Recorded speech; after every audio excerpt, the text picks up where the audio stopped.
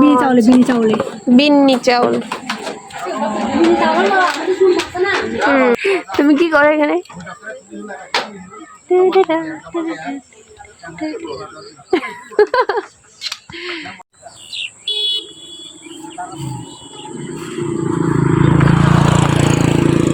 Hello, কেমন আছেন সবাই?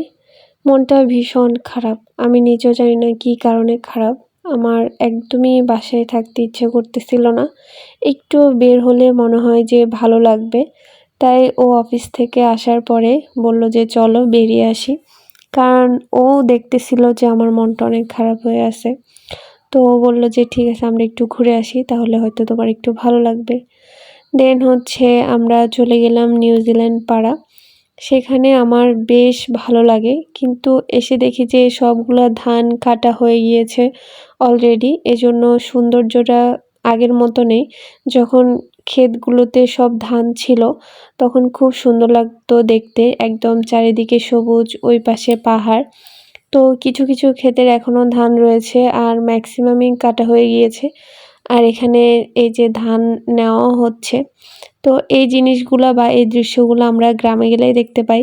বাড়িতে যখন থাকি আশেপাশে তখন দেখা যায় গ্রামের পরিবেশে মাঠে ধান নেওয়া। তো এখানে এসে এই জিনিসটা দেখে আমার অনেক বেশি ভালো লাগতেছে। এখানে বাইকে বসে বসে আড্ডা দিচ্ছিলাম। আড্ডা আর কি, আমরা দুজনই ভালোই লাগতেছিল এখানে বসে বিকেলবেলাটা। এখানে আগে আরো অনেক বেশি মানুষ বিকেলবেলা হাঁটতে বের হতো। এখন রাস্তার অবস্থা একটু খারাপ, তাই হয়তো কেউ বের হয় না তেমন একটা। তো আমি বাইকের উপর বসে অনেক পোজ নিচ্ছিলাম, ছবি তুলছিলাম। তো ভাবলাম যে সামনে একটা টং দোকান রয়েছে, ওখানে গিয়ে আমরা একটু চা খাবো। আর এই যে বিকালের যে আবহাওয়াটা, এটা এত বেশি জোশ লাগে এখানে আসলে।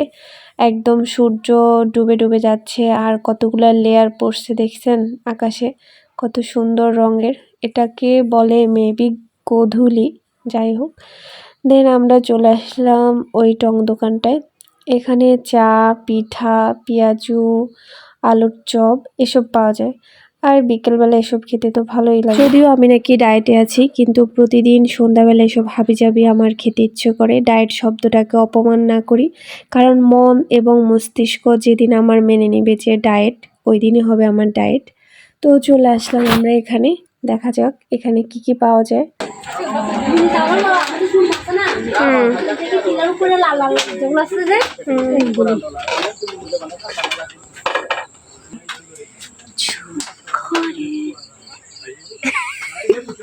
তুমি কি করো এখানে?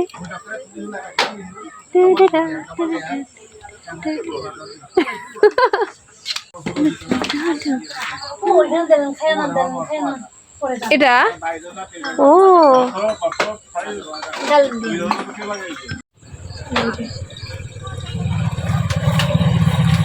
কেমন? এই প্রথম দিনে চলে বাবা পিঠা খাচ্ছে, অনেক মজা।